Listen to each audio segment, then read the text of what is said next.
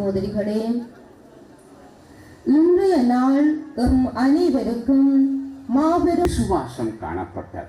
இவருடைய உணர்வு நாளங்கள் முழுவதும் இறை நாளங்களாக மாறிவிட்டன. அதனால் தான் அவர் வாழும் காலத்திலேயே நிறைய புதுமைகள் செய்தார். மணிக்கணக்கா பேசணும் அப்படின்னு சொன்னார். நீதிபதி சொன்னார், அது ஒன்றும் பிரச்சனை இல்லை, மணிக்கணக்கா பேசிட்டோன்னார். மூணாவது கைதி கிட்ட கேட்டார், உன் கடைசி ஆசை என்னன்னு. இவன் பேச ஆரம்பிக்கவே இருப்பது போல தோன்றும். கேட்பார் பிணிக்கும் தகைய வரங்கள்லாம், சாரி நான் மிஸ் பண்ணிட்டேன், நீங்க சொற்களின் உறைவிடமான இறைவனிடமிருந்து வருகிறார்.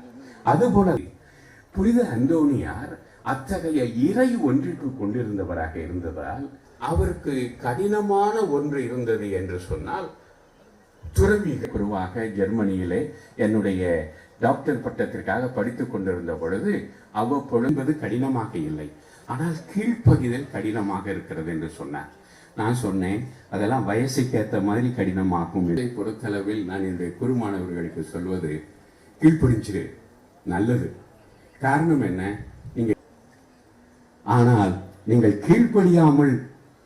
சாயங்காலம் நடந்து கொண்டிருந்தார்.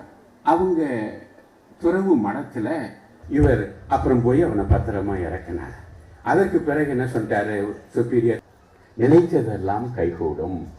எனவே அத்தகைய ஒரு புனிதராக நம்முடைய புனிதர் இருந்தார் என்பதுதான் நம்முடைய வரலாறு.